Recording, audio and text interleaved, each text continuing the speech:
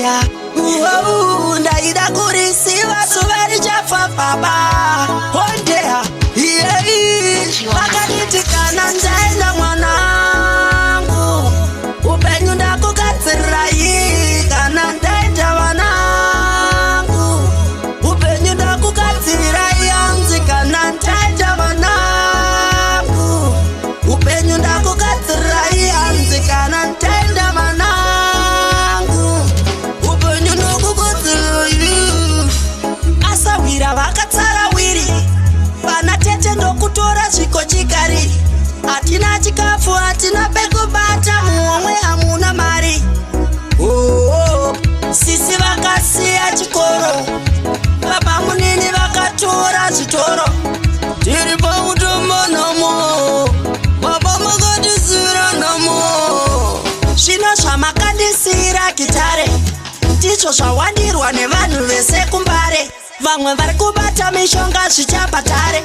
HKT vakaditi kana ndaenda mwanangu upenyu ndakugadzirai. Kana ndaenda vanangu upenyu ndakugadzirai hanzi. Kana ndaenda vanangu upenyu ndakugadzirai hanzi. Kana ndaenda vanangu upenyu ndakugadzirai. Takamboenda kumaloya chikanza pana wiri here vakanyora. Ndikati asawira ndo vakaritora. Chikanza pana evidence saka tyora. Vakatoka tamba kari kazheti kututa zvese marekodzi nemakaseti.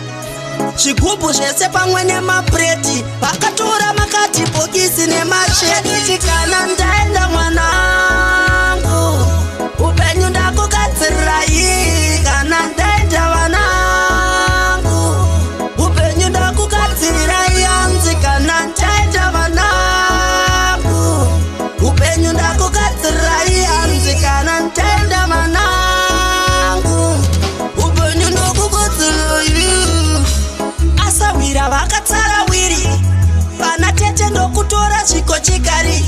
Hatina chikafu, hatina pekubata, muhomwe hamuna mari. Sisi vakasiya chikoro, baba munini vakatora zvitoro. Tiri pakutomba namo, baba makandisira namo. Zvino zvamakandisira gitare ndizvo zvawandirwa nevanhu vese kumbare. Vamwe vari kubata mishonga zvichapatare. HKT vakaditi kana ndaenda mwana